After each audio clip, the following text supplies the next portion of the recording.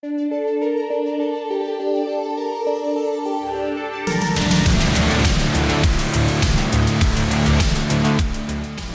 everybody, and welcome to this episode of the Heretic Hammer podcast. I am your host, Marshall, and this is my co-host, Dylan. Hello, hello. And Dylan, do you like football? It's all right. We'll see you all next week for the coverage of the next. Do you like fantasy? You know, I do like fantasy. Yeah. Yeah. Well, then let's play a game of fantasy football.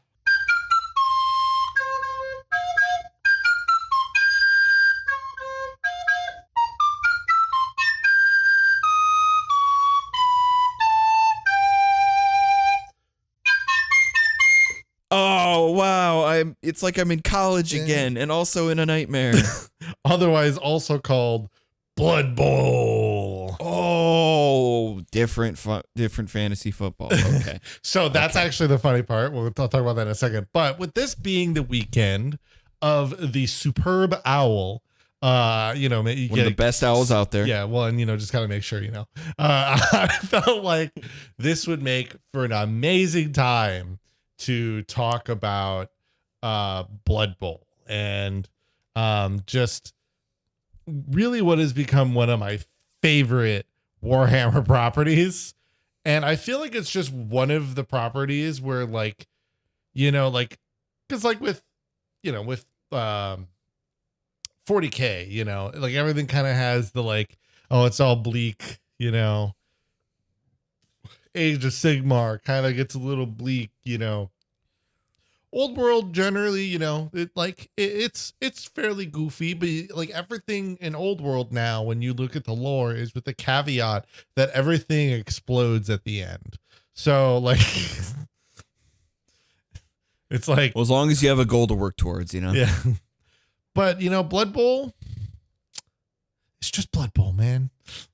It's just some football. Good old fashioned American Blood Bowl. Yeah. Well, you know what? Keep that in mind. Apple pie, denim jeans, warlocks. It's what have you ever known about a Blood Bowl? Because I remember first seeing this as a video game on Steam, and you kind of also gave me that idea. Yeah. So what I know about Blood Bowl, or I should say, I should start. So for the longest time, what I knew about Blood Bowl was that it was a thing and it was called Blood Bowl. And other than that, I knew literally nothing. And then when I was in college, I had a Steam account for a couple years at that point. And I was looking through the Steam store and was like, oh, hey, I've heard of Blood Bowl before. What's it? And let me click on it. And I had thought that it was an actual football game. It was if not a Madden, then something more arcadey, like a Mutant League or an NFL Blitz. And then I clicked on it, and it was like a chess game, but with football players. And I was like, oh, that's not what I expected that to be at all. Yeah, I know. Same. And then I never played it. I just kind of went on with my life. It's a game that I really feel like it comes to you in time, which I feel like in many ways is kind of wargaming. In your time of need. You get older. You're like a St. Bernard on a snowy mountaintop. It arrives precisely when you need help the most. Yeah. No, I mean, I think it's somewhat true for war games in general, right? You just kind of are you get old enough and you're just like, let me give this wargaming thing a try. But I don't know, obviously I got into playing the tabletop and, in the various parts of Warhammer in general. And then, Blood Bowl came up one day, it was it was in a passing thing. I saw it, and then Adric did an episode on it, and I was like, why haven't I been interested? I've been painting, and I started playing, Warhammer for a year and a half now. why have I not been interested in Blood Bowl? Yeah, why isn't it sink its teeth in yet? Because like I love football. I'm sad most of the time I watch football, but I love football. Yeah. For viewers watching, for context, I am a fan of the New York Jets, which according to Shadowrun, will only win another Super Bowl in, I think it was like 2040, when they utilized the first use of cybernetics in in the NFL. And for the listeners' context, I am a fan of the Detroit Lions. I'm Michigan born and raised. And that means that my team gets very close to winning, and then they trip and fall into the void and disappear for about a decade or so before they come back. Well, let's see about the disappearance. This is one rough year, especially it was the first year without. This wasn't a great year for us, Marshall. I know. Hey, it could have been worse. The offensive coordinator thing, it's a big thing, but there's still a whole team there, and the whole team wasn't getting us where we needed to be. Okay? No, but most of them were like going off on a stretcher. Very true. A lot of injuries this year. Yeah. A lot of injuries. And when I think Blood Bowl, I love that my voice cracked there. When I think Blood Bowl, I think injuries. You will, actually. So let's talk about the origins of Blood Bowl, shall we? Let's not make this on whose team is worse, even though it's technically mine, because guess who's picking second in the draft? Anyway, for the fifth time this decade. Anyway. Yes, please. So please tell me how in this fantasy world, the Patriots also keep coming back with a vengeance. the new order. Somehow Tom Brady returned. It came with Drake May. We can only do so many jokes before we got to get to the actual. I know. I got to pepper some of these in there. Oh, please do. So, welcome to a world with no wars, but only football. I mean, Blood Bowl. God, what a dream. It's truly a dream. Like, it truly is fantasy football. Now, as we kind of get into the actual lore of Blood Bowl, right? The important aspect to preface this with is that Blood Bowl is essentially, if you took, it's like a slight parallel universe to Warhammer Fantasy Battles, or Old World as we know it now. Mm-hmm. So there is a lot of lore that is true to both, settings, but then one specific godly shift that will bring us to Blood Bowl land versus the going normal, Old World fantasy. What is the god of the tush push? What do you mean by like godly shift? We'll get to that in a second. But just kind of know that so some of this is going to be, I'm going to really glaze over it, because obviously the Old World has a whole universe, like creation amount of lore to go through. And I'm not doing that today. This isn't a Old World podcast.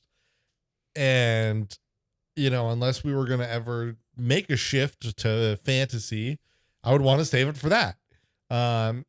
So we're going to start, I'm going to go through the beginning portion fairly, quickly, and then we'll kind of sprinkle in the shift. So in the beginning, no, it's not a Bible verse. The old ones came to effectively Earth, right? It's not called Earth. It's not called Terra either. It's just the world. And so they came to this realm, and the old ones, though, I will note, are basically the same ones as 40K, but not actually the same ones. You know what I mean?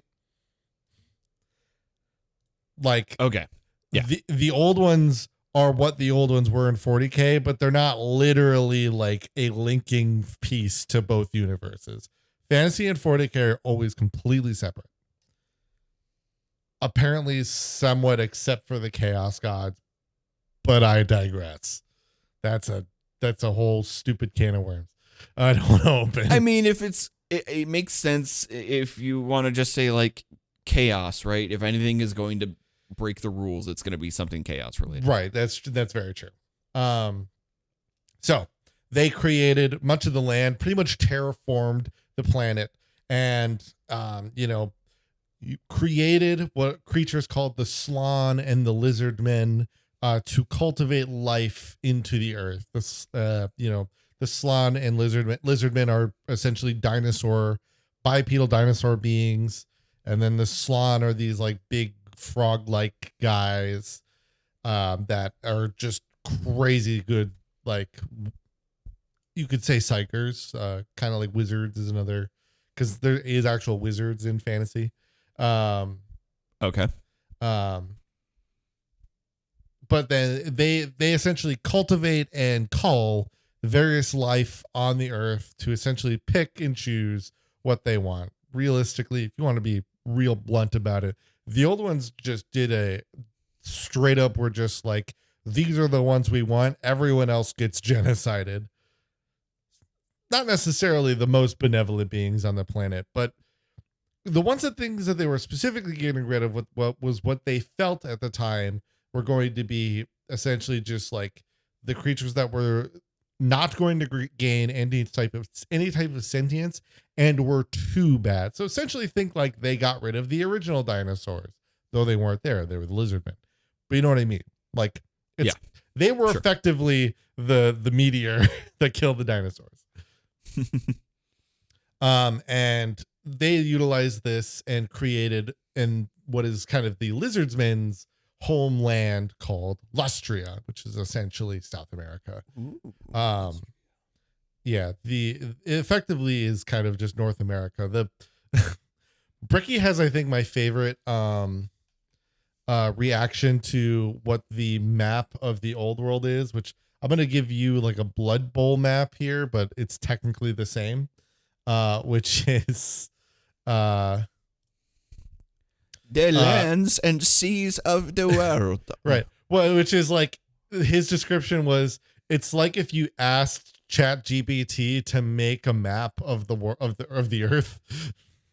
It's definitely like if Pangea happened over the course of like 5 years. Like Pangea to now was like 5 years instead of millions of years. You know what I mean? Yeah.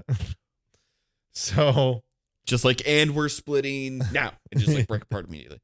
Right. So yeah, it was it's a bit of a, but you can see at least where Lustria is, pretty much like around where Chile was or is in our world. And within like an out kind of going into like after that time, right? As the creatures of the world, right, kind of come into being.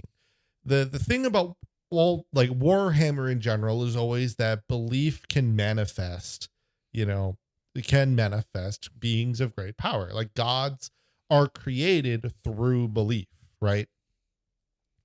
Sure. So like for example, like if we lived in 40K, there, like the God that the Christian religion believes in would be real, but then so would all of the Hindu gods, because the enough people believe in them that they exist. Yeah, it's a polytheistic sort of thing. The cultures themselves aren't polytheistic, but they're all of the gods, the deities all exist. They become polytheistic. Mm-hmm. It's kind of like when like Family Or they Guy could just deny it. They could just flat out deny like they do. Those other gods, they're not there. That's no, that's cardboard. Well, they absolutely do. But in reality, like looking at it from top down, it's kind of like when the Simpsons or Family Guy make a joke where like, like like Jesus will look over and like see Krishna and like ask him about what his Hindu people are. Like it's just like I may have also said the name wrong. I'm sorry. They're all in the same streamer house. You more get what that's the point I'm making. Yes. So at some point, into creation becomes the god of violent sports named Nuffle. How's that name spelled? Nuffle. Nuffle, the god of Yep. dangerous sports. Of violent sports. Violence. You gotta be Yeah. specific. Gotta be. And so Gotta come correct. meaning what this kind of ends up meaning is that basically near the beginning of all the races that Warhammer Fantasy generally knows, there was the game of Blood Bowl, his like Nuffle's great game. And So it's like golf. yes, just like golf. Just some of these you can just skip right past, just so you know. and that's to the audience as well. You can just hit that skip button, sometimes. You couldn't read too. So this kind of ended up funny enough, so the ancient races of the time, while like here's the thing, because like humans are generally around, but like there are different primary human nations, right? So the super commonly seen and playing as from a fantasy perspective, like Empire of Man, comes far later in the Warhammer Fantasy timeline. So in Blood Bowl as well, this game was instead played early by creatures like the Lizard Man, and specifically also like the Tomb Kings of Nehekara, which, as you can kind of tell, where this was a race of beings that held a lot of the Egyptian motif. But what's funny, so the Tomb Kings, as you're seeing them here in this kind of mummified, look, is not how they look. They look like people. But the thing about the Tomb Kings that partially is true in normal fantasy, but then is true here as well, is that the tomb, like those who are the Tomb Kings, like so the king, whoever is the current king of Nehekara, they go to these essentially necromancers and are like, they're working on this essentially, key to immortality, right? So when they're dying, when these kings are dying, they're like, hey, bring me back when you find the cure for necromancy, and then I get to be king again. And they just keep making this promise to more kings, and it's a whole thing. But in this case, it's not just to be king, but it's so that they can play Blood Bowl again.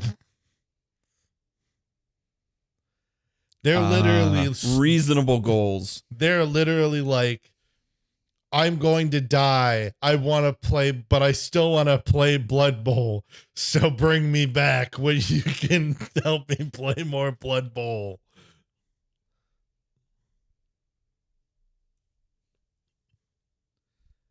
Just, truly hey, man, spectacular. Love of the game. Some people just have their priorities straight, okay? And who are we to try to tell them otherwise?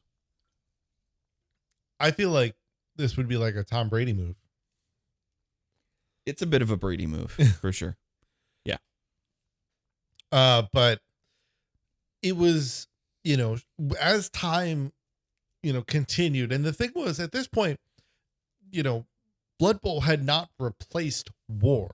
So war was happening within this time frame. This is essentially in a realm of existence with fantasy lore where Nuffle exists and this game exists, but it hasn't taken so much control over the zeitgeist that everybody's decided, no, this is better than killing each other on a battlefield. They still do that. So we go through various wars, and Nehekara kind of gets, essentially like they as a kingdom really fall off, and the Lizardmen get, kind of L plus ratio. Yeah, they kind of go and become very reclusive, and Blood Bowl kind of disappears from the world. Oh. And all the races that had played it had stopped. And Nuffle, decided he was going to turn his back on the mortals and humanity. He they use a wording for this, but realistically, he took his ball and he went home. Mm. He's like, if you're gonna ignore me and you're gonna do war, then I'm leaving. Nuffle abhors like war. Like, and he abhors like murderous violence, right? He does not like violence in the sense of I'm going to use this sword to stab you, right? Or especially like I'm going to assassinate this person, and jab them in the back. That's not Nuffle's game. He's about violence, but he's about like meet your opponent face to face on the field and just, try to pummel at each other to get the football or the pigskin or the bloatskin, whatever they call it. You know what I mean? Mm-hmm. So, him and war, it's like no game. And so from this point, then, the history of Warhammer Fantasy then is the same. The elves, they come into a big power, they do all their fuckery, they try to fix things, then they fuck shit up, then they try to then they have a split where they have dark elves and high elves, and then it splits into again and they get wood elves. It's a whole thing. The Empire of Man is formed, and we get a Sigmar with the literal titular Warhammer called Galmaraz. Yeah. All that from standard Warhammer Fantasy, the same. Right. Then one day, the dwarves and the orcs, they're in a war with each other, and they're just in a stalemate. They just keep, they can't necessarily get ground on either one of each other. And it was within fighting that all of a sudden they ended up discovering an ancient Blood Bowl pitch. And like a field. Yes. They obviously, this is a British company. They call it a pitch. Yeah. It's not like a sales pitch. No. Yeah. Yes. Yeah. This is the great Britishism. Dun, But dun, in dun, Blood dun, Bowl, dun, dun, the Blood Bowl field is called the pitch. Because like if you Makes buy sense. if you buy the board, in a game store, it's literally a pitch. But yeah, so they're a half-blind dwarf who was this self-proclaimed language expert, found an ancient book that described warriors of an ancient land called Amorica, and they were And how is dedicated that spelled? to Nuffle. How do you think Amorica is spelled? AMOR, because it's short for love. RIKA. No, it's still CA. They changed one letter. They changed one letter. And I expected creativity from them, and No. I got not that. See, here's the thing. Warhammer Fantasy, like OG, old world fantasy, very on the nose. Very on the nose about everything. And Blood Bowl, especially so. We'll get to that soon. In fact, mere moments. But just to, in case we're up to this point and we've talked about Nuffle a few times, there's a reason that it was a land called Amorica that worshipped the Nuffle. Because if you said NFL as one word, what would it sound like? God damn it. I didn't even pick up on that. I didn't even realize. Oh, that sucks. I genuinely, I was thinking like sniffles. I was thinking of like, oh my God, you gotta be kidding me with that. That's almost worse than the orc vehicles.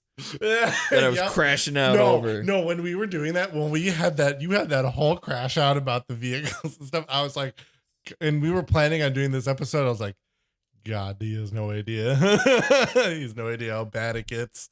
I wrote that name down and just like did not think about it. I was just like, yep, Niffle. It's a fantasy world. Sure. Yep. Amorca sounds like a Neopet. Okay. Yeah. Amorca worships Nuffle. Doesn't it? America runs on Nuffle. Yeah. Oh. You're good enough for Nuffle, Jared Goff. Just throws the football at him. You're not Justin Fields. But it's not a football. It's goddamn. Jason Mraz or whatever you said the Warhammer is actually called. Yeah, the Warhammer, fortunately, in our case, does not play really a part at all in the story of Blood Bowl. Sigmar he just plays I'm either. Yours on a ukulele. Yeah, I was gonna say, Sigmar doesn't either, really. Actually, at all. We won't talk about him at all. Sigmar what? He's got cities. Anyway, that was a bad joke. They may not get. Anyway, cut that out. Cut that out.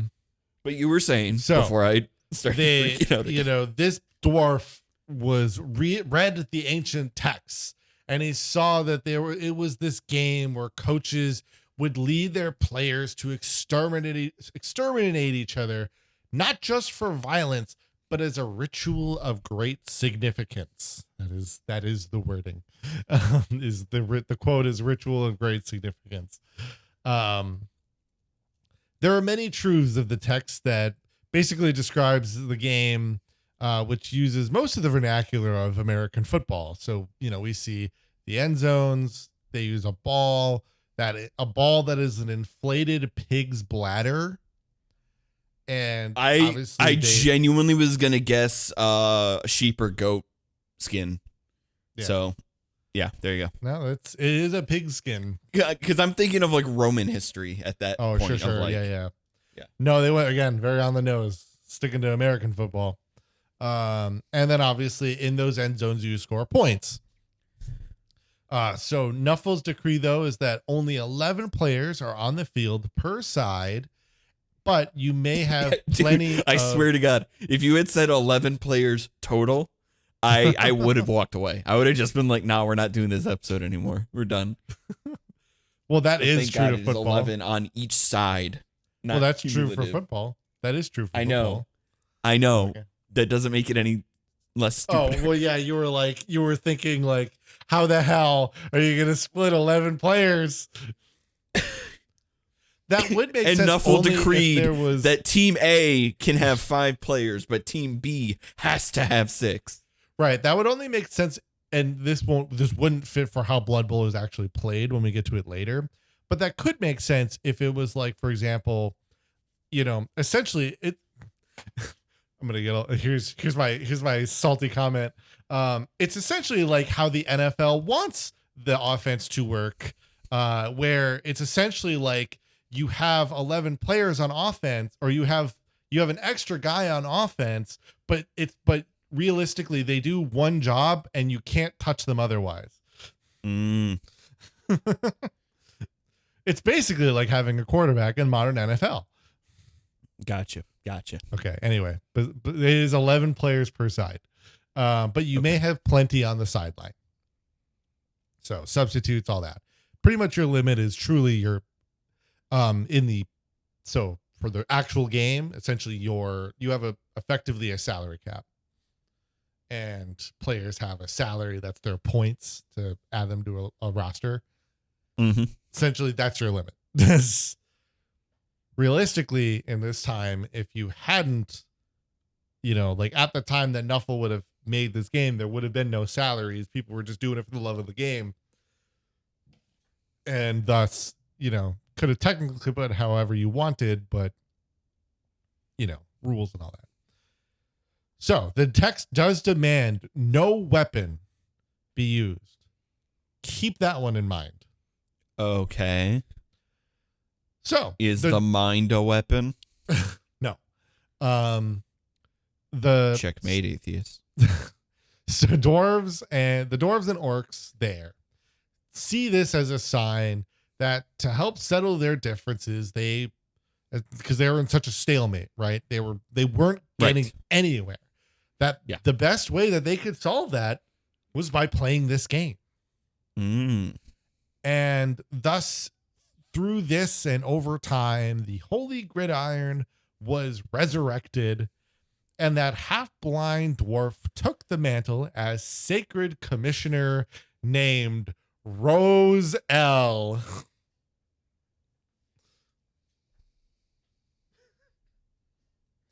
You you get that one?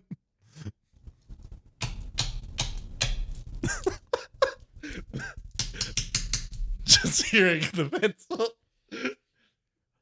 Audience, you're hearing me aggressively tap my pen against my desk, fighting the urge to snap it because it's a very nice pen and I'd like to keep it. Said you'd like to keep it? I like to keep it. Marshall, let's just let the names be names, and we'll just move on. Okay, we're gonna get to a couple, but give me 1 second. I gotta take off my sweater.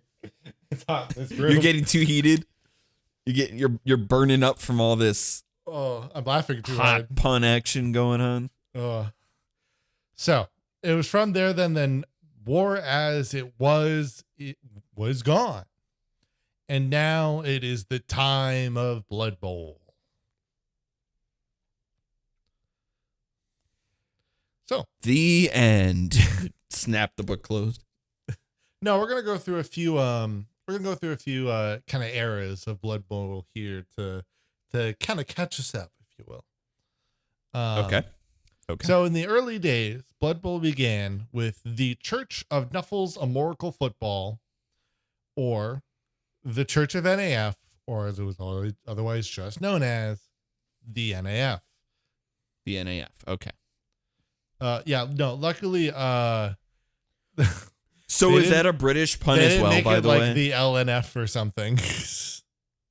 It's specifically using the word NAF. Is that like a British pun on their part? Because Games Workshop is a British company. Okay. I'm just curious.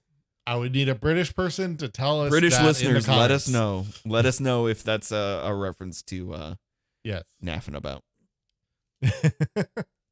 Yeah, let us know if it's any type of joke or reference, because from just explicitly, like, it just sounds similar to NFL. It's just an L, an A, it's an L, and then it's moved, but that's a little far-fetched. That's a bit of a reach. So, it kind of works because it's Knuffles Amorical Football. I'll tell you what I love. I love that when I search NAF in Google, the first thing that comes up is a national educational nonprofit organization. And then the second thing is the Knuffle Amorical Football Association. Glad Google's got its priorities straight. Yeah. So here's the thing. Like, we see so much. Also sodium fluoride. I forgot about that. Yeah. Oh, sure. We see so much with the NFL, right? About, and how it, essentially cons about being a nonprofit. It's like, oh, we're a nonprofit. Now imagine if the NFL truly was a state recognized church. NFL, you should take notes. Clearly, this is. Imagine. Why pretend, or why create this weird reason of being a nonprofit to avoid paying taxes? Just be a church.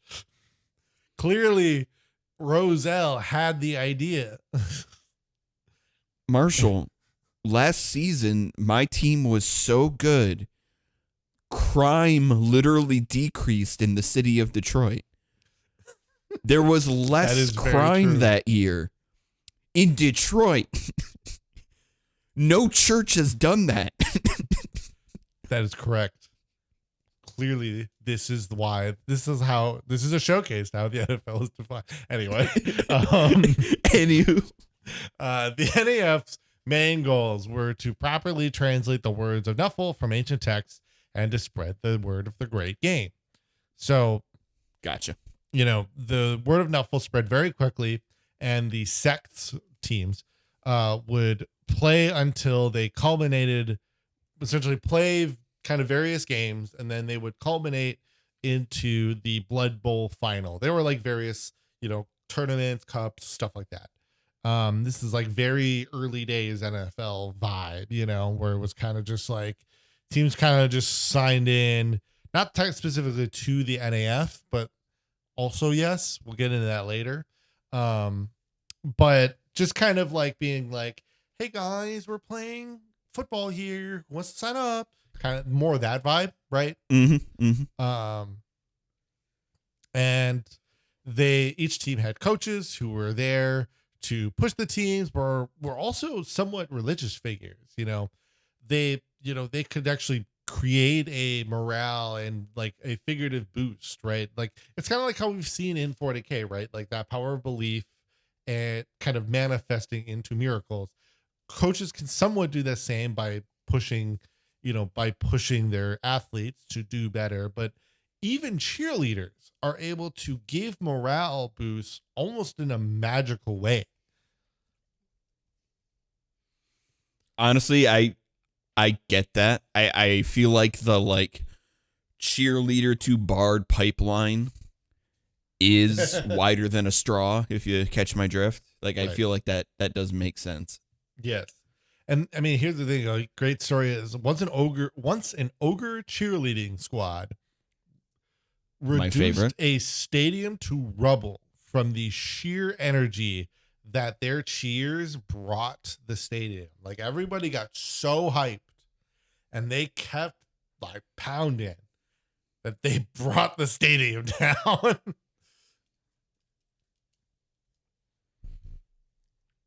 Good times. That's good stuff. Which should be there are also ogres, right? So like they're not small. Well, yeah, certainly. Now you may be wondering, right? All this part, right? Like, damn, the four chaos gods, like, what are they doing? They're here supposedly. I talked about it. Like everything is up to this point is normal, and part of the beginning of Warhammer Fantasy's history is, that the four chaos gods show up and are like, hey, who wants to get fucked up? You do. I'm sure you know. I think you do. So, if everybody's doing all this, and not being in war, I bet like most people would probably be like, the chaos gods must be thinking, what the hell? Like, what are we doing? Yeah, what's going on? What's with all this people having fun and good times and playing friendly sports with each other? Well, and here's the thing to remember, right? Like I mentioned at the top, the power of belief is what gives gods power. And when everyone is believing and into Nuffle, no one will be. Well, it's more importantly, no one will beat him. No god can outclass him in strength. Sure, he's getting buffs. Yeah. He's so buffed up that those chaos gods just don't compare. And really, they have to play second fiddle. Now, here's the thing. Think of this is the game of Blood Bowl. And for the large part, what I want you to imagine Blood Bowl, right? Because we haven't talked too much about like the actual gameplay yet.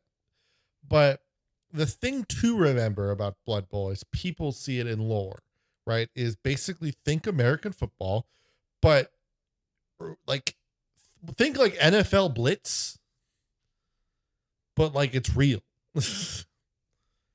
And like 3 times harder hitting. Like the fact that any human team survives is astounding.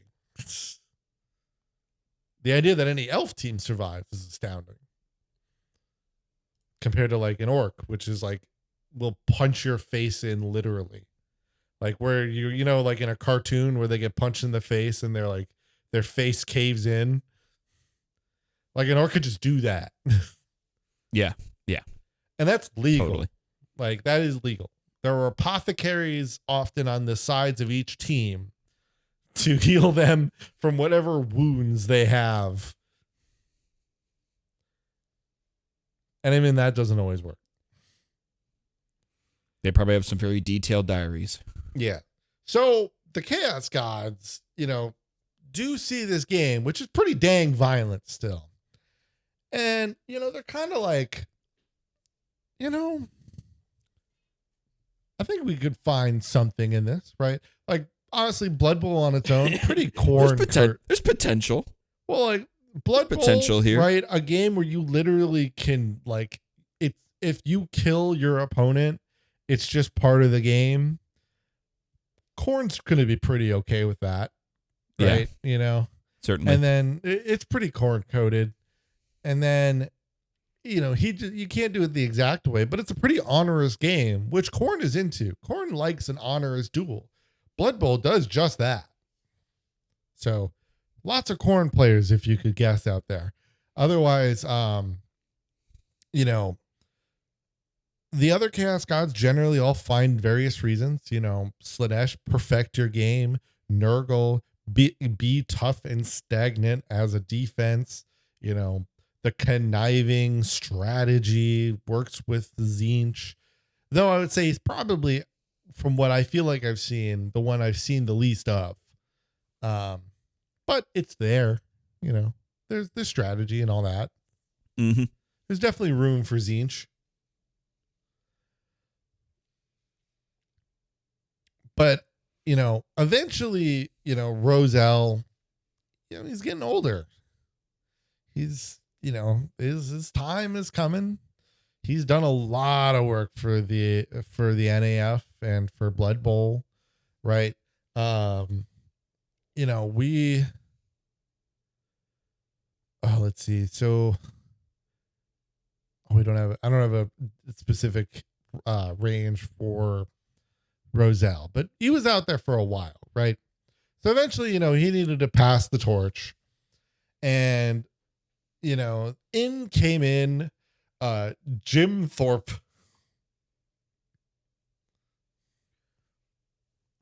Jim Thorpe. Okay, that's where I was going to end up asking too. Do you know who Jim Thorpe is? I do not. Okay. Real Jim Thorpe was a football player. And wait, wasn't he? Let me guess this before you. Yeah. Was he also an Olympian? Was he also in the Olympics? Yes. Okay, maybe I might know who you're talking about. Yes, he was one of the super hyper early football greats. Like literally, you could consider him as the first Hall of Fame caliber, player in some regard. This Jim is spelt differently. This is DJIMM. The Thorpe is still the same. But I swear to God, I thought you were going to say DJ Thorpe. And oh man. In a way, he is DJ Thorpe because it does start with DJ. But it's DJIMM. So like kind of like Jin. This is actually kind of clever. I will give GW. I'm so sorry. As much as I hate to ask this, I have to ask this. Oh yeah. What ethnicity was Jim Thorpe? Actually, great question. I didn't look that up. If we're gonna be calling him like Jin, yeah, this feels like somebody unintentionally mixing up some cultural things here. Well, so Jinns, I will note, while usually used obviously as like genie, right? We've also seen in Blood Bowl where they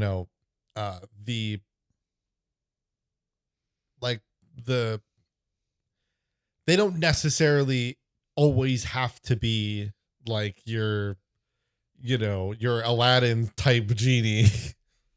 Well, it's also a part of like Islamic theology and stuff too. True. Obviously games have somewhat taken that on a pretty consistent level. I don't know if he is still a dwarf or if he is a human. I don't have that answer. Okay. He's definitely not a djinn, actually. But that's great. I was asking about the real life Jim Thorpe, but it's okay. I thought you were talking about this one. My bad. Jim Thorpe, I believe, based on the pictures, which granted, they're in black and white, but I'm pretty sure he's a white guy. number one reason, the color barrier hadn't been broken yet, given it was 1918. Mm-hmm. So gonna get and he definitely didn't look very dark in the pictures. He looked pretty pale.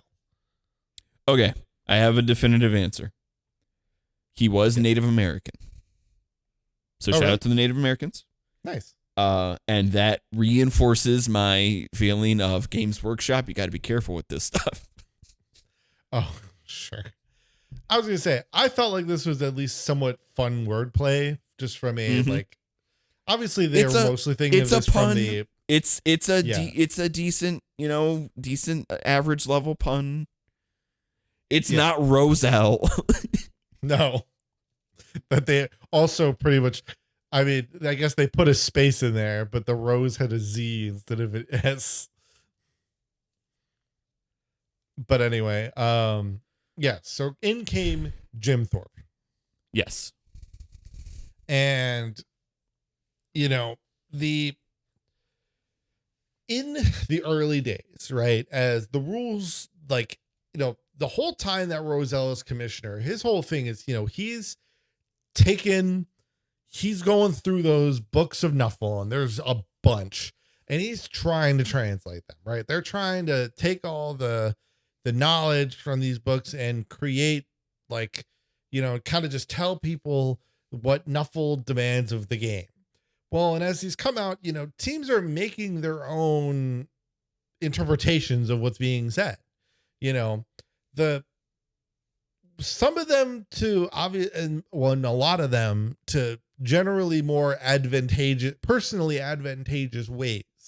The Skaven would, end up would find different ways that would allow them to kill their adversaries. The high elves literally banned all contact, because they're high elves. They don't want to be, I don't want to be, you can't, don't mess, don't, you'll I get hurt too easily, essentially, is what they're saying.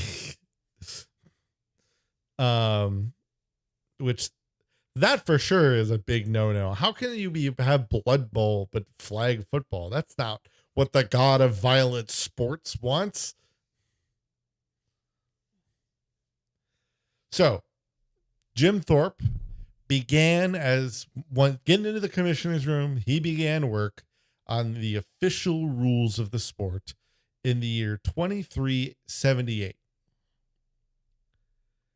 And then finished them. Good year, good vintage. Yeah, finished them in 2409. Okay, so they were working on it for a minute. 31 years. Yep. The first edition was thought of pretty poorly. I wonder if that is commentary for people's opinions on the first edition of Blood Bowl, which came out in 1983. So, or 1986. 83 was Warhammer Fantasy. Anyway, first edition was thought of pretty poorly, but thus kind of began various revisions, right? I mean, that's part of it. You create a rule set, you learn what works, what doesn't, what needs to be bent, what needs to be removed, what needs to be added, stuff like that, Yeah, certainly. It's always got to be a fluid document. However, various versions of Blood Bowl were then kind of brought into being somewhat through these rules. And one fun version that is now banned is called Street Bowl, which is just literally played in narrow streets. But the problem is this would just be obviously in public, narrow city streets. So what do you mean problem? Sounds awesome. Right. The cart coming in to deliver the cabbages is definitely not going to have any issues trying to get to the middle of town to the farmer's market. Mm-hmm. My cabbages. Anyway, in 2414, the rules were pretty decently settled, and the establishment of referees and the Referees and Allied Rules Keeper Guild, or RARG, was formed. And so thus from here, Blood Bowl is pretty well defined, has officials who will only be bribed in a cost efficient way, so as not to be unfair to other teams. Yeah, of course. I kind of like it's just funny to me, the idea of like, all right, just be blatant with it. You can bribe officials, but you can't pay too much, because if you bribe so much money, it's unrealistic for any other team to bribe. That's just unfair.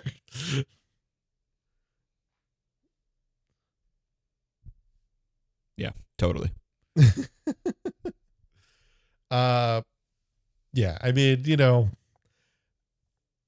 there's still some more hammeriness to it, but next is a fun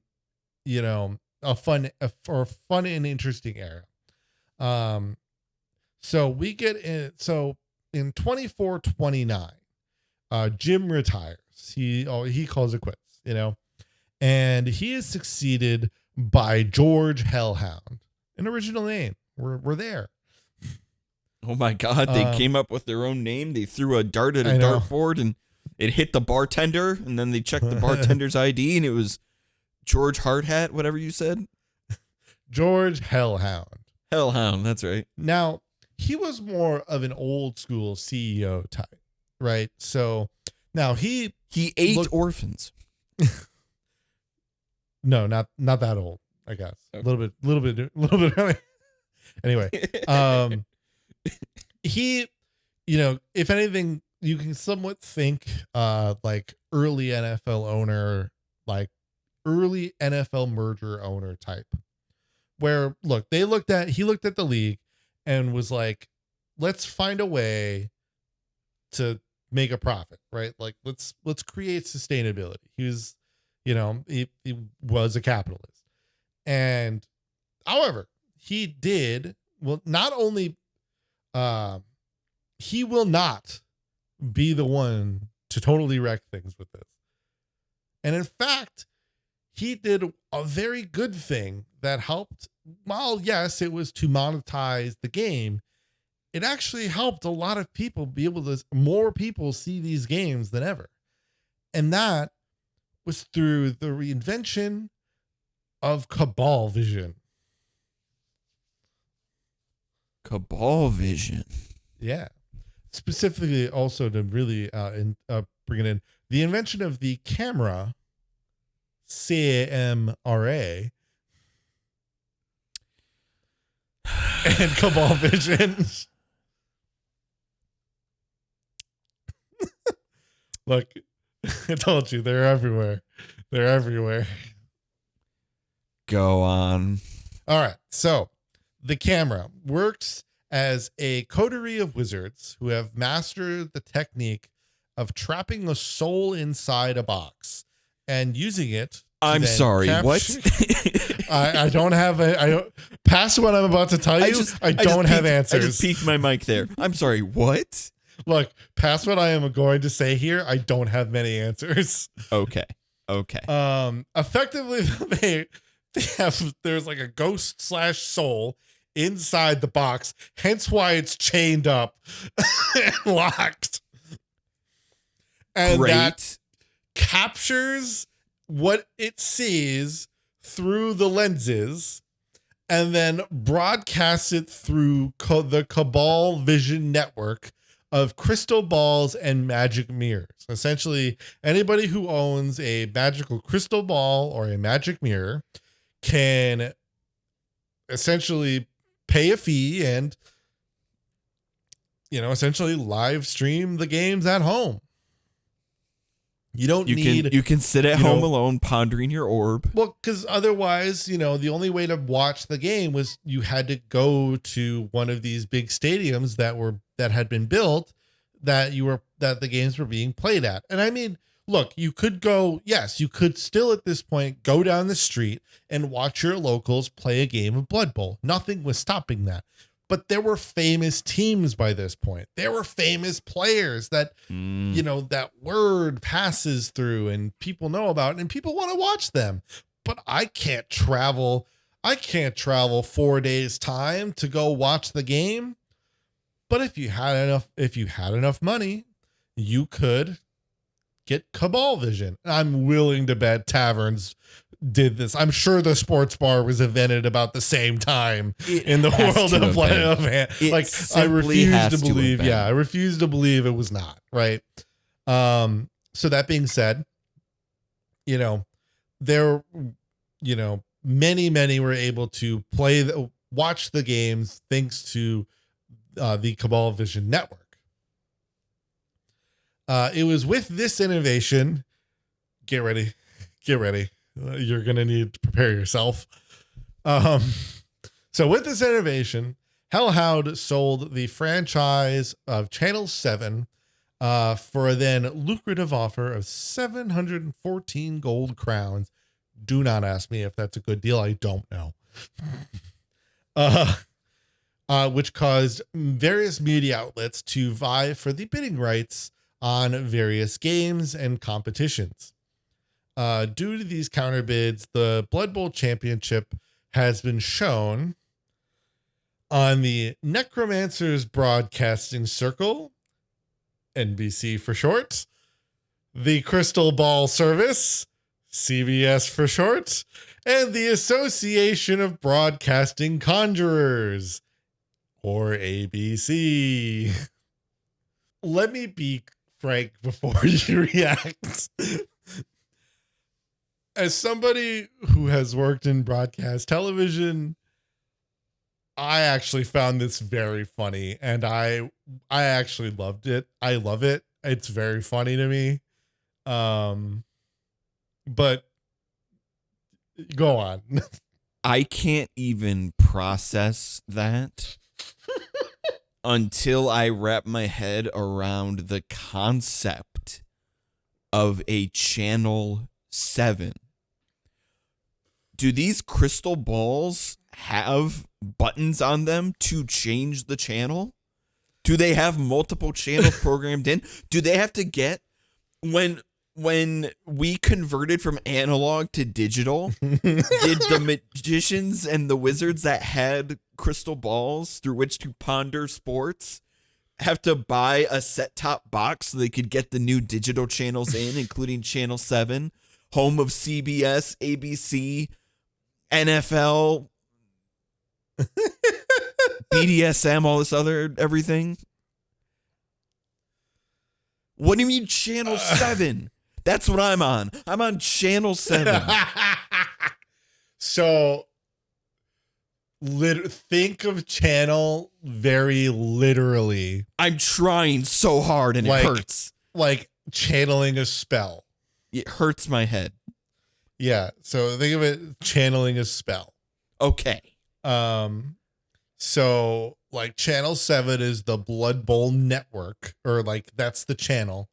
But the thing is, like the College of Magic and everything that like created Cabal Vision, you know, effectively made it so that they're like, well, we have this. We're not going to just use it for Blood Bowl. But honestly, a lot of the other stuff was kind of centered around Blood Bowl, but just kind of different stuff. There's not a lot of specifics about like what else is on other various channels or whatever. At this point, we will get to that actually though. So it was from this then that ABC's coverage of the Blood Bowl Championship in 2486 was purchased at 12 million gold crowns. That price went up real fast. Oh, this is the picture. I forgot to put it in here. Oh, well, you'll see it later. It was also at this point, and I continue to prepare yourself, by the way. I'm not done. It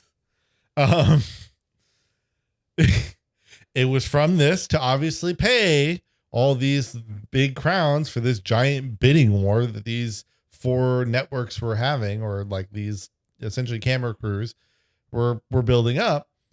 They needed sponsors.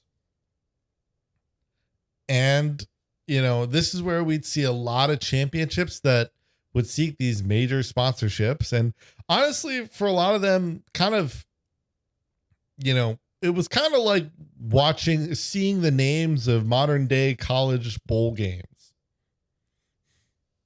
Like essentially they had the Pop-Tarts Bowl,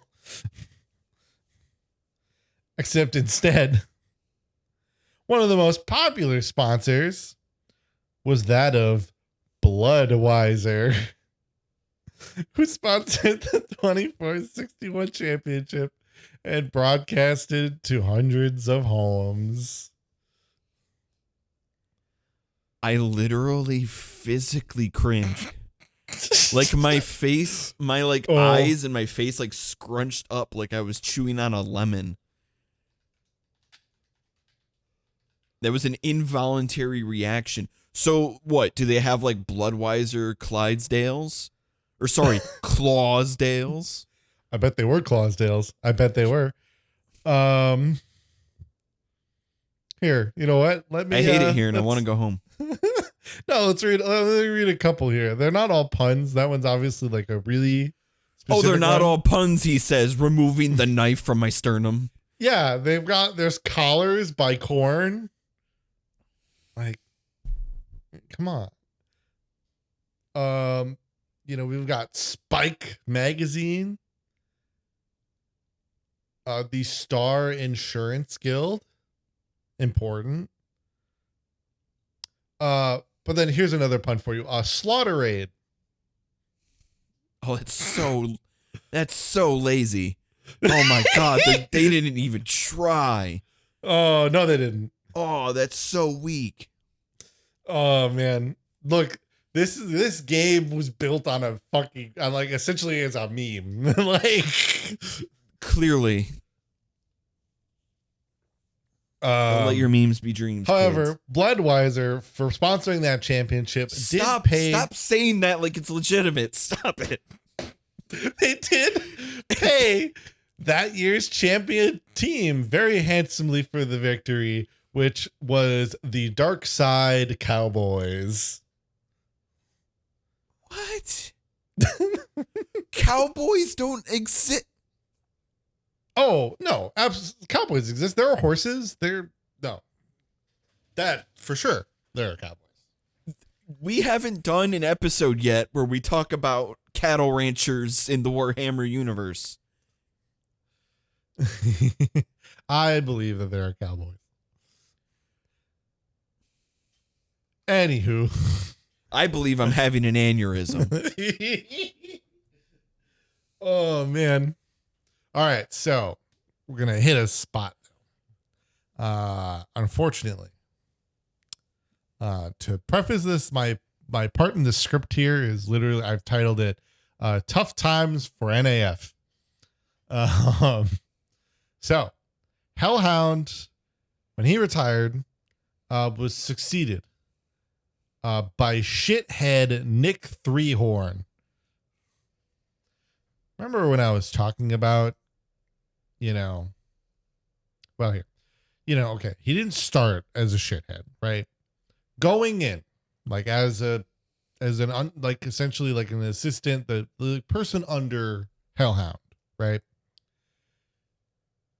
Nick Threehorn seemed like he had amazing knowledge of the game.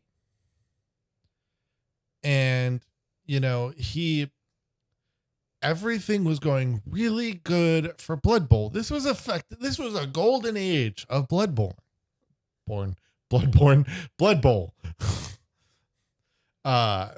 Everything was awesome. All Threehorn had to do was just not fuck it up. But then he fucked it up. So the thing was, Hellhound treated Blood Bowl kind of like an investment. He saw that you put some money in, you will eventually get money out. It won't be now, it will be later, but you'll get the money. And he was right. He put in a base investment of 714 gold and got 12 million a couple years later. Okay. That's a good investment. Yeah. Pretty good, pretty solid return. Yeah. Yeah. Our ROI is looking sharp. Yeah. Three-Horn treated it like current CEOs act, where he immediately, upon taking turned it into $10,000. Oh, pretty much. He doubled the price of tickets, doubled the price of the streaming rights, the sponsor, and the he went sponsor paying. Ticketmaster. Oh yeah, he went full Live Nation, and the players, and thus because he raised all these prices of increasing all this revenue coming in, the players wanted more of that pie because duh. Then I can see that the NAF is somehow making this boatload of money, and they're not going to get extra. They're not going to get a pay raise for it too. So, game tickets game tickets went from 5 pfennigs. So essentially just a pure dollar, I'm guessing, because before they were gold crowns. They went from 5 pfennigs to 75 pfennigs in 4 seasons. Wow. But much like people of today, the money just kept coming in because fans just were so dedicated. They loved their teams. They loved their players. They loved Blood Bowl. Loved everything about it. And that was hard to get rid of. So they're just like, what else am I going to do? But unfortunately, as we all know, there is always a tipping point. And, at some point, all these, everybody was fine, who was in the Blood Bowl game was trying to find new ways to compensate. They had to be able to pay all these exorbitant, the sponsors needed more to get out there more, right? The networks had to find other ways to make money because they were spending so much for the broadcasting rights of Blood Bowl. So other forms of TV media spawned because they needed to pay for the rights to broadcast Blood Bowl. So the daytime soap opera, the talk show, they didn't exist before. They do now. So you want to know what's else on those other channels? It's that stuff now because they need that to pay for Blood Bowl.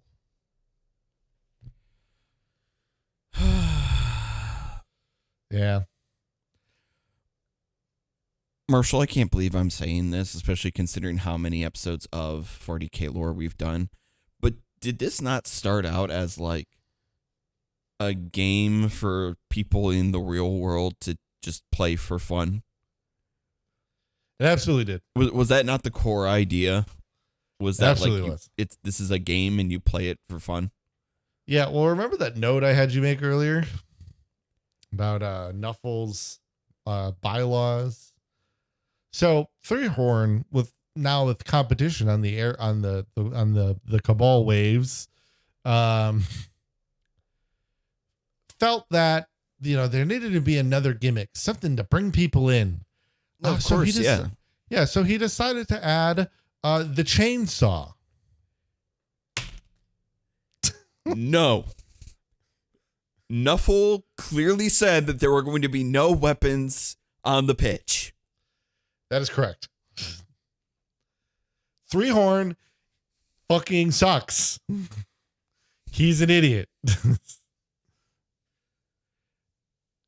There was a month where literally all games were 0-0. And because all the players were doing was just running at each other with the chainsaws and not even playing the game.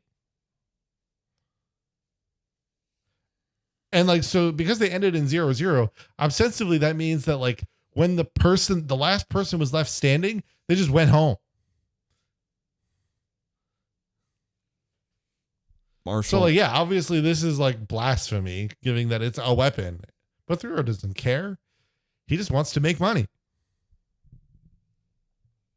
What you're describing, we don't even have to go into it. The people who know. It's not like a well-kept secret. But you are literally just describing the XFL. Well, this that original one. This is just every attempt that there has been for the XFL. which, by the way, has failed every single time. I wouldn't say the current iteration failed just because it merged with the USFL. Every iteration has failed. Every iteration. No, here's what I'll give you. Every iteration of Vince McMahon's XFL has failed. Every iteration of Vince McMahon has failed. Yeah. For real.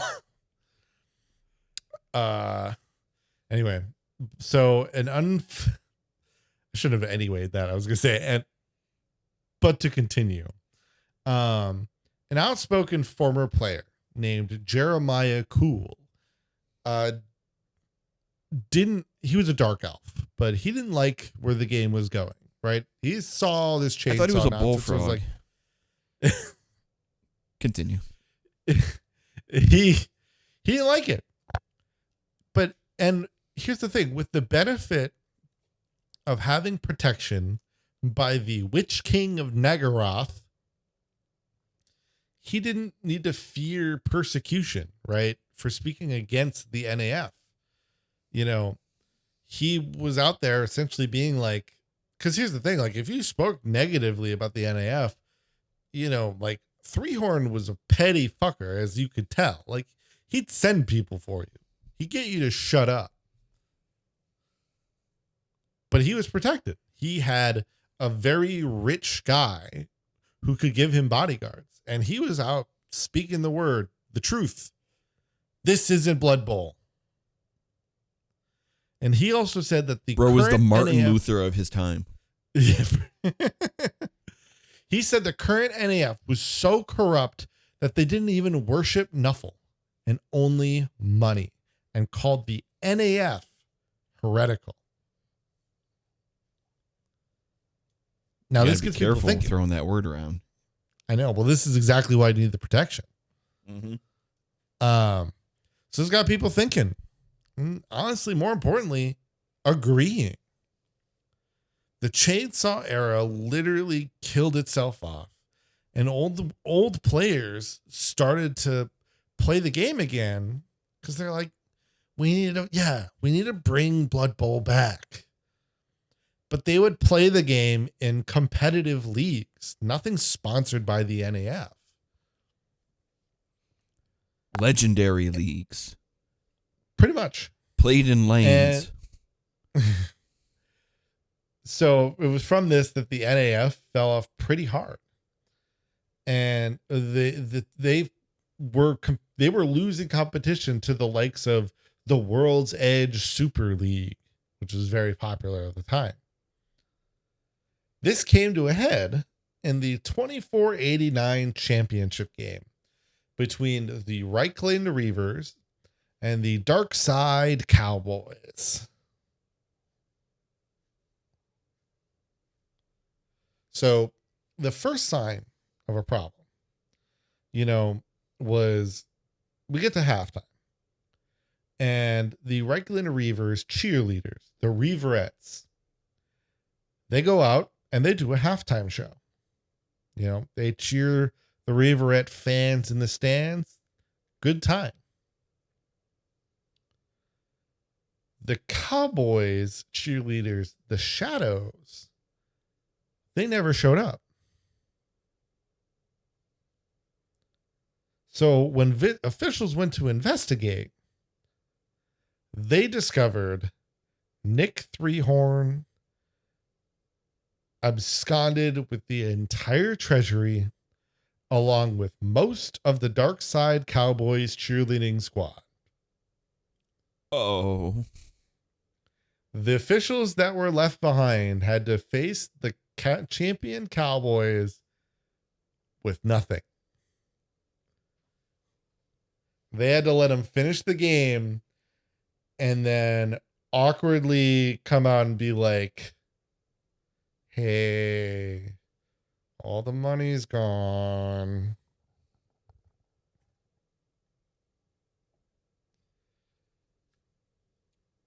So, and Three-Horn has not been seen since. Just gone with the wind. Just disappeared. Mm-hmm. So there's a bit of a crisis at this point. ABC withholds payment to the NAF, as well as obviously a big sponsor dropout. Eventually the NAF disbands without notice and files for bankruptcy. However, in essentially their closing in that statement, when they immediately disband and file for bankruptcy, essentially one of the kind of like other elder,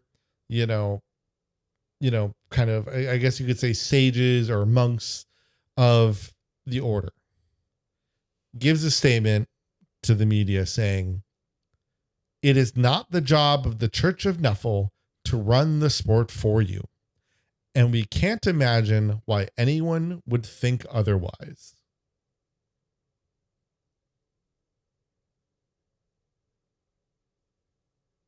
Now, think on that for a minute. Because he didn't specifically just say the NAF. He didn't necessarily say, he didn't talk about like that they had. He just said, "It is not the job of the church to run the sport for you." So with the NAF filing for bankruptcy, all teams had to essentially rely on funding themselves entirely. Almost half of the teams would also file bankruptcy, or they would dissolve or just sell the players' contracts to other more lucrative teams. Return to Patreon. Yep. Almost all teams had to sell their stadiums and be forced to kind of live a life of barnstorming, playing any team that offered a challenge.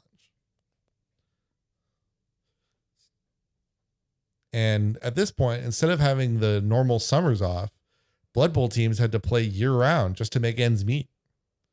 War almost made a comeback.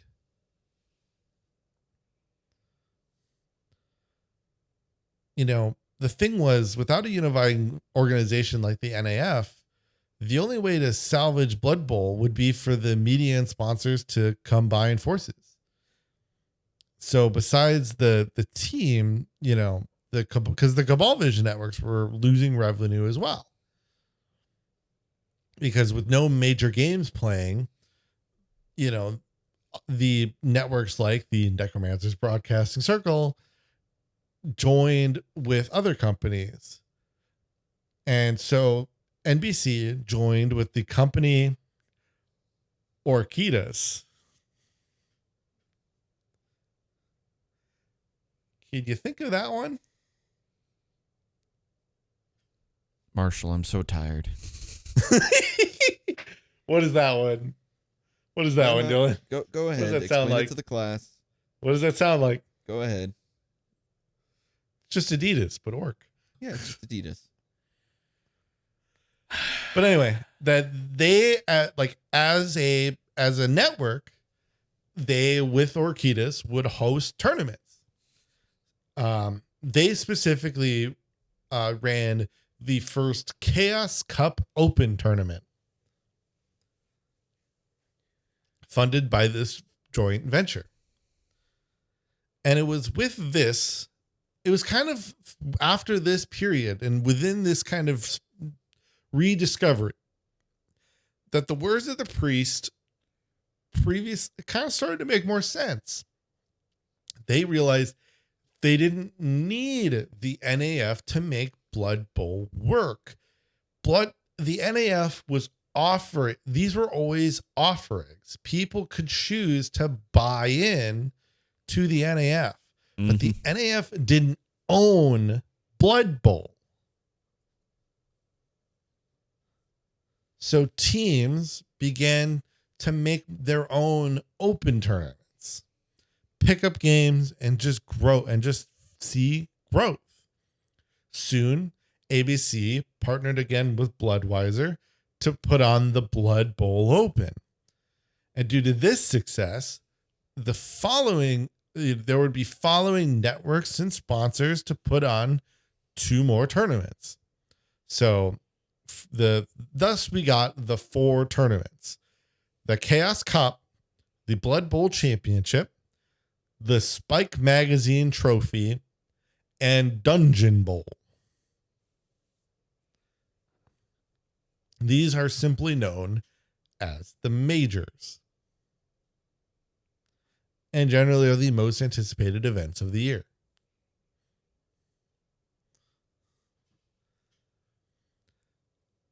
Okay. And thus we come around to the Blood Bowl of today. So instead of this, instead of stadiums being specifically owned by teams, cities and towns now own venues. And they hold, and they'll hold various sundry tournaments to bring in tourism, have a bump in trade. These towns will offer to pay for a team to come play, and the cash they receive is generally dependent on the number of fans that show up and partake in the day of Blood Bowl. And often now teams will even get paid for losing, which wasn't a thing before. Mm-hmm. So now, no matter where they play, all teams vie for a chance to get the experience they need to compete at one or more of the 4 majors. And for them, they hopefully can harness and cultivate their talent as well as enough money to support the team, keep them fed and healthy for a chance to hold up the Blood Bowl Championship trophy.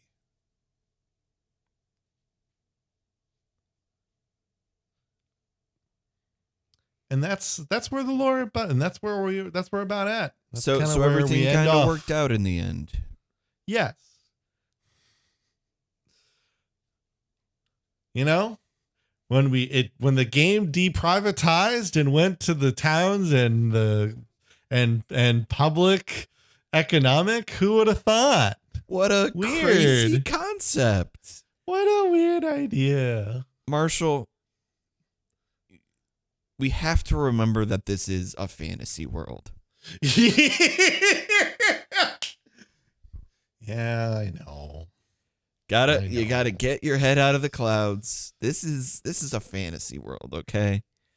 We can't apply lessons that we take from this directly to real life. Mm-hmm. It just doesn't work that way. Yeah. Anywho, let's talk about how to play Blood Bowl. Oh my God. What? Just looking at the clock. I know. We're actually almost over. The game of Blood Bowl honestly is pretty simple. And there's a lot of similarities to American football. One team kicks off to another, and they must make their way up the 60 pace field, obviously depending on where they catch the kickoff, to your opponent's end zone and score a touchdown.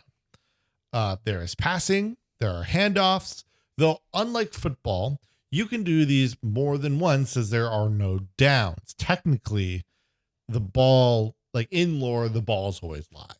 Oh, right? Interesting. Okay. Yeah. The game will, says like essentially it has downs and all that, but that's like the turn orders, right? Mm-hmm.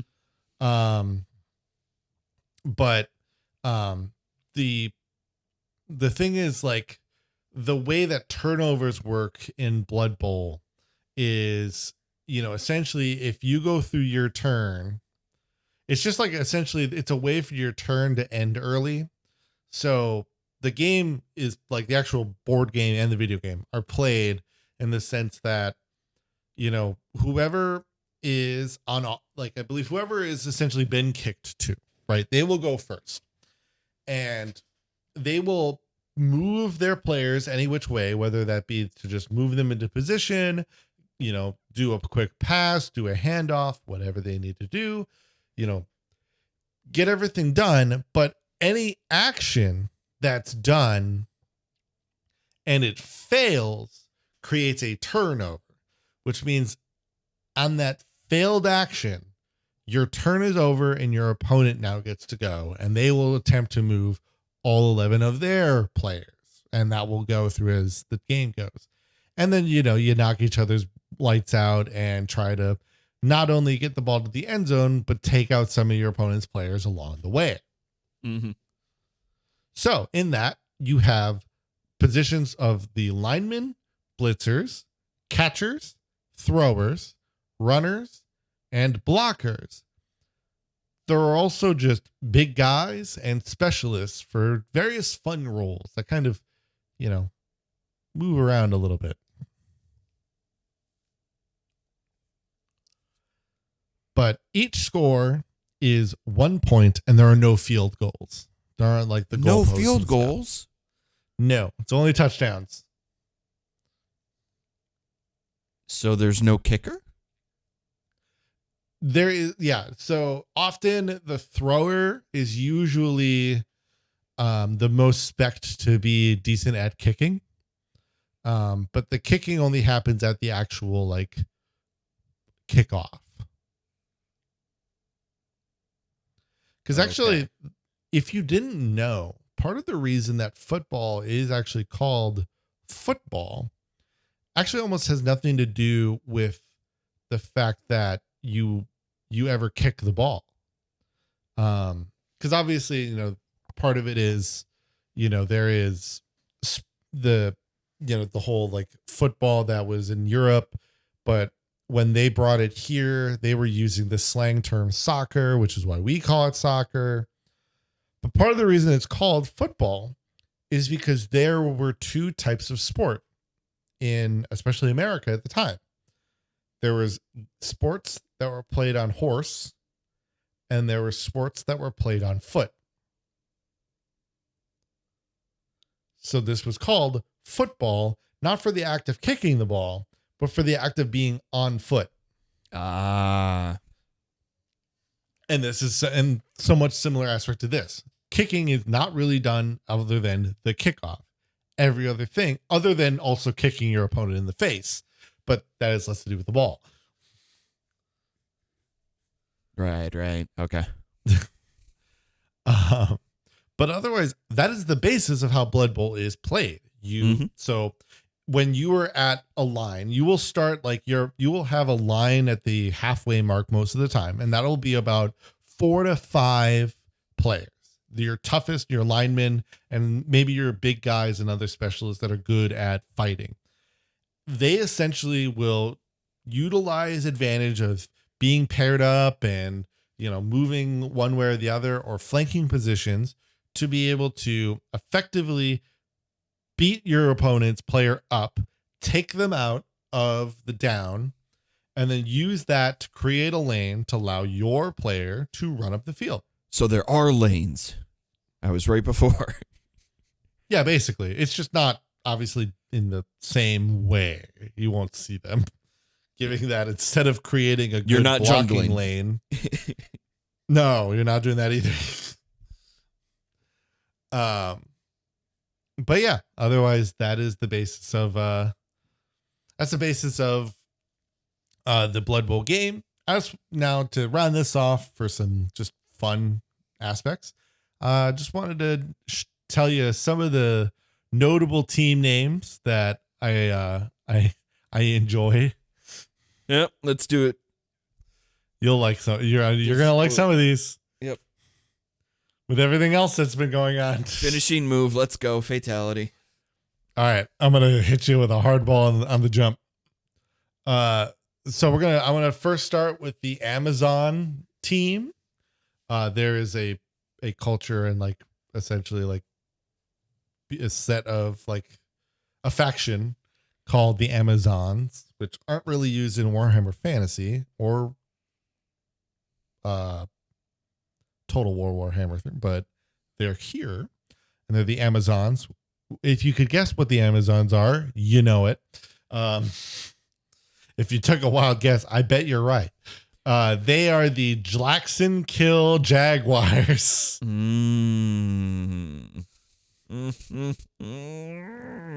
Yep. And then next is the Black Orcs. So actually, funny enough, I should clarify this. Whoa. Yep. Yeah, I was gonna say, I know this is gonna come up. So Black Orcs in Warhammer Fantasy are they're essentially like orcs, but I'm gonna kind of butcher this part of the lore here. But they are effectively were they Black Orcs or were they just hold on? Let me check something quick. No, these were. Oh, I'm looking at the wrong thing. That would be why. They are that. Okay. Yes, Black Orcs are essentially your orc, but much smarter. And if I'm remembering part of this correctly, I believe it's partly due to experimentation due to the Chaos Dwarves having captured orcs.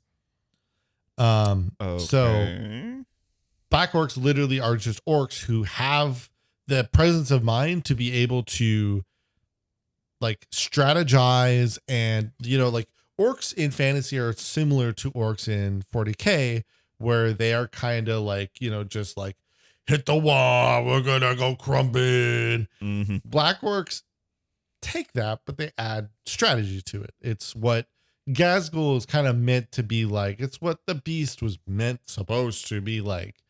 An orc that has a greater sense of intelligence, but then also a greater amount of strategy. So the Black Orcs have a team called the Orkland Raiders. I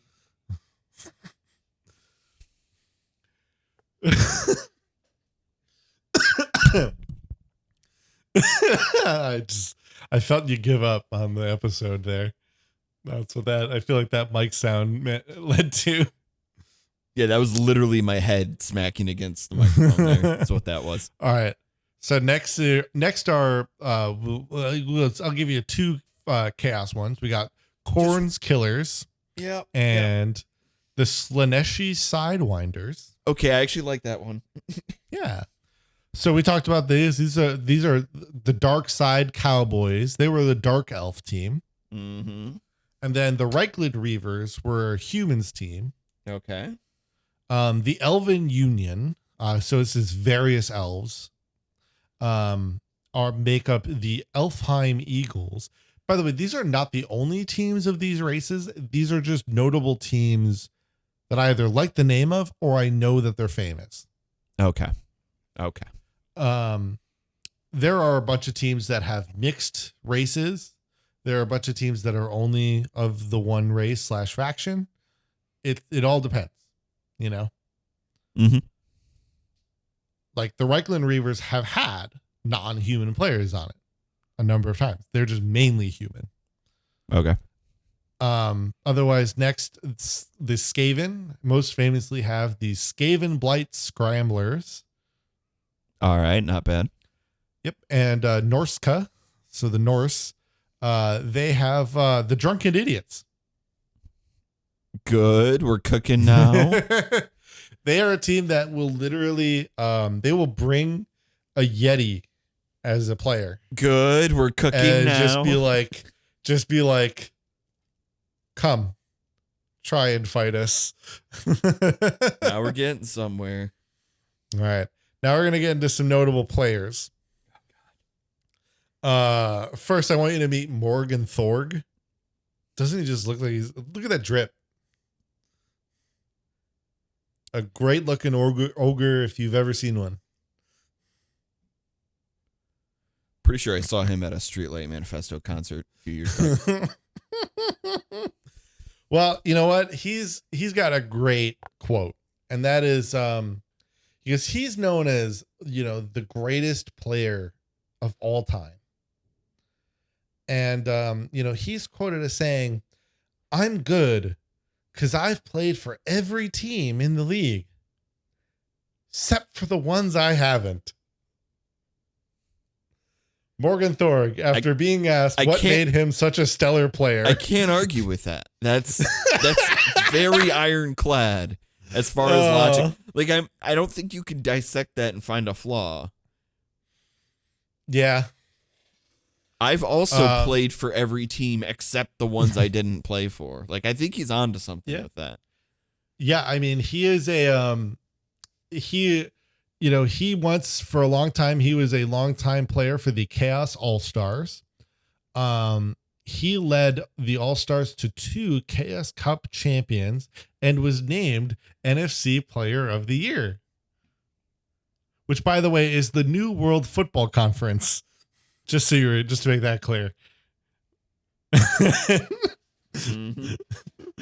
And then he is the only player to be elected to the Hall of Fame without retiring. He's just that good. He also may have threatened and bribed a pretty bribable commissioner who is now on the lam. Excellent. Yeah. I can't remember what it was. It was like he threatened Nick Threehorn, or like he got into the Hall of Fame and all he had to give Nick Threehorn was a pencil sharpener and like 3 carrots and something else. Effectively, that's why I'm like, he for sure threatened the man. Yeah. Yeah. He did not. He did not. This was not a normal bribe. I know Nick Threehorn was kind of a cheap bastard, but it ain't that much. Mm-hmm. He also did.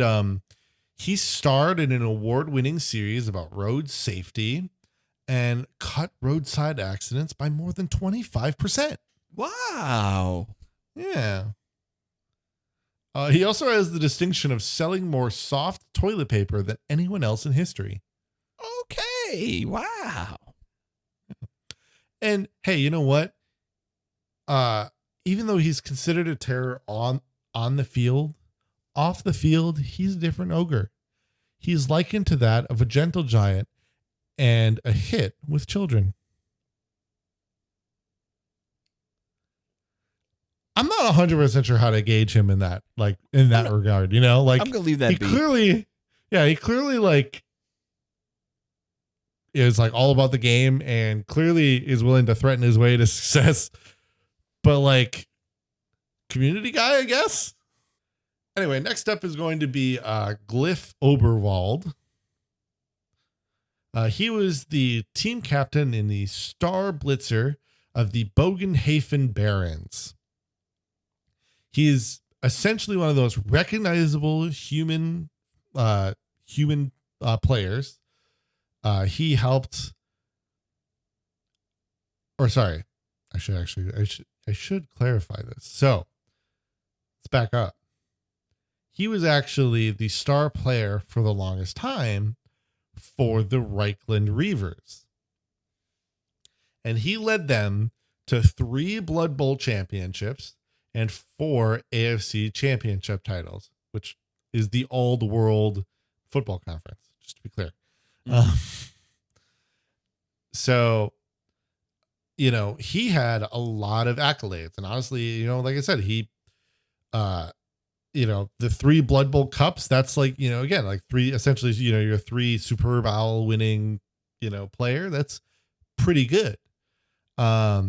However, it would be later in his career when most people kind of thought that he was wanting to wind down. He decided instead of retiring, you know, his number and his suit with the Reavers, he took up a position and he signed with the Bogenhafen Barons. What's another player we know of that had a really successful career at the place he started with and then hopped to one last championship with another team? Who's done that? What's an NFL player? Oh yeah, this is Tom Brady. We're back to Brady. Yep. Here it is.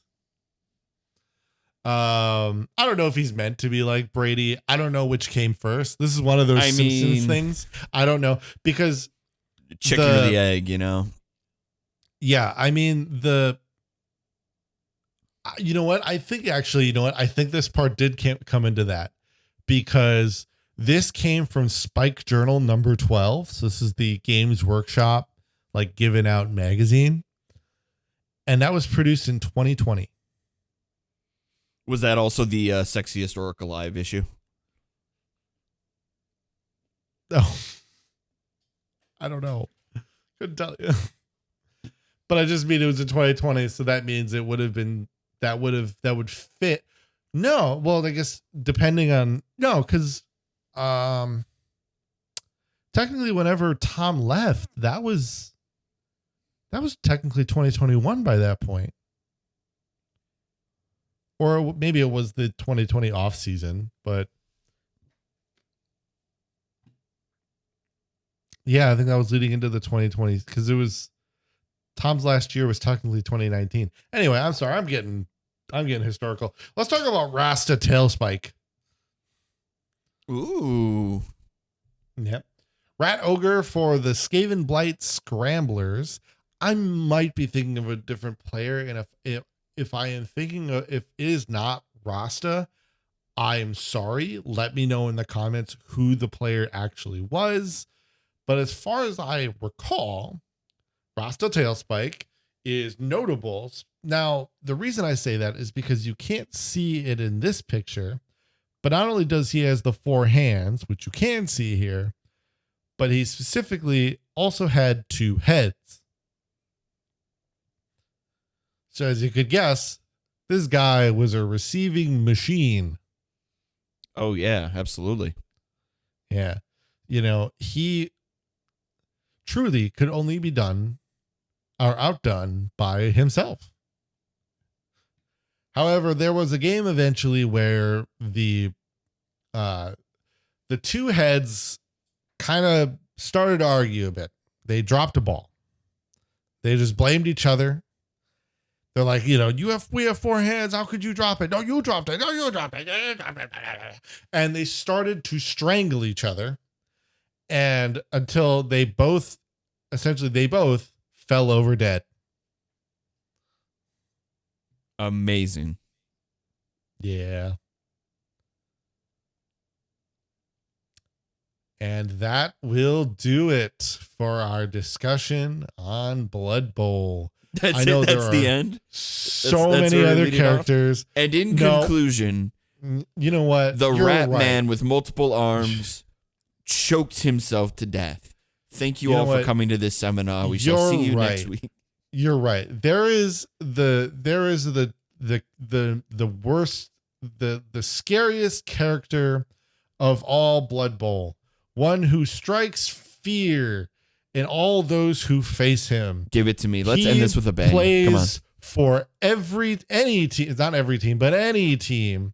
He is known to have special traits like Dauntless. He has a crazy jump. He's a lone wolf. He can go crazy. He costs 80,000 gold to bring onto your team. And that is Acorn the Squirrel. Yes. Yes. You saved the best for last. Look at all those skulls. Look at the bones. He does not, as far as I know, he does not have an official model, I think. Thus why you generally will always see like he is done through 3D printed models and all that. But he had rules.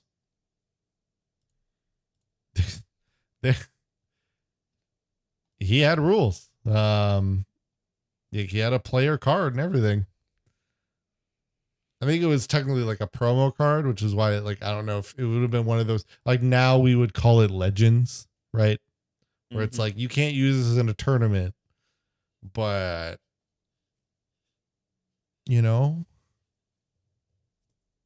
I think technically like if I'm like seeing this correctly, I think part of it is like, I don't know the history behind Acorn the Squirrel. I can only see it now as like a funny guffaw. Nor did I have a time to spend, building this whole script to then do a whole deep dive on figuring out the history of Acorn the Squirrel. But as far as I know, he technically comes from a kit for a character called Tree Man, which it's what it says on the tin. He's a tree man. But there is a squirrel on the branch of Tree Man. And I think a lot of people took that squirrel and then, ran with it. It's my guess. Marshall, this is the best thing you've shown me today. What? You're going to say that's the best thing and not the Oakland Raiders? You know the answer to that question. Come on. We need to remake Blood Bowl. We need to just completely remake it from the ground up. And we need to replace all the characters with furry woodland creatures. Okay? And we need to give them stupidly high stats. And then it will be saved. It will be the greatest game ever created. Well, how do you feel about Blood Bowl, Dylan? Are you hooked like I was? I don't know if I'm hooked. It's a lot of fun, and the entire thing is just like a giant parody of the NFL. Yes. And like the history of organized sports, including the corruption aspect of it.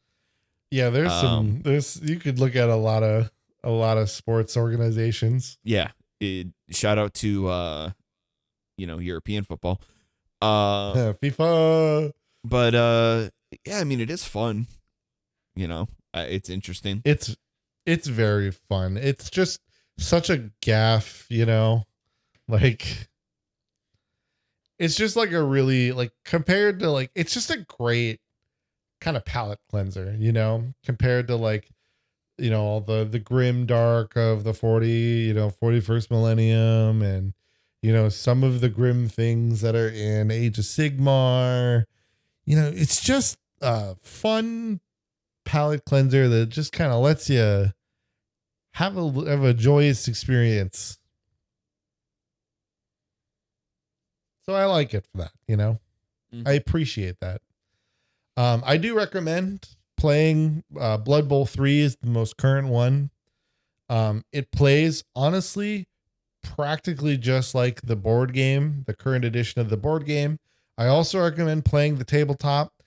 Just got a new edition.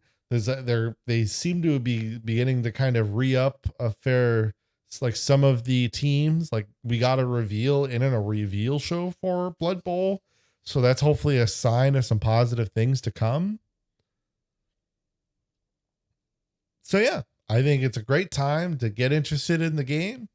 And like I said, like, it's just like, it's just chill, and it's just a fun time.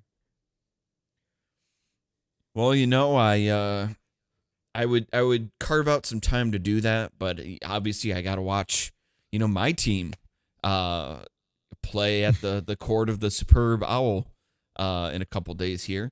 In fact, let me just check the time again and see. Oh. Oh. Hey, man. Oh, I forgot. Hey, man. Guys, I think I'm going to be booting up Blood Bowl on Sunday. Unrelated. Thank you all for listening. All right. Thank you so much. We'll be back next week. If anybody is paying attention, we didn't have our episode last week on Elemental Council. There was some illness. It was best that we didn't do it. I was sick. It's winter. It happens. Yes. We will next week talk Elemental Council. Yes. And until then, we'll see you next time. Hut, hut.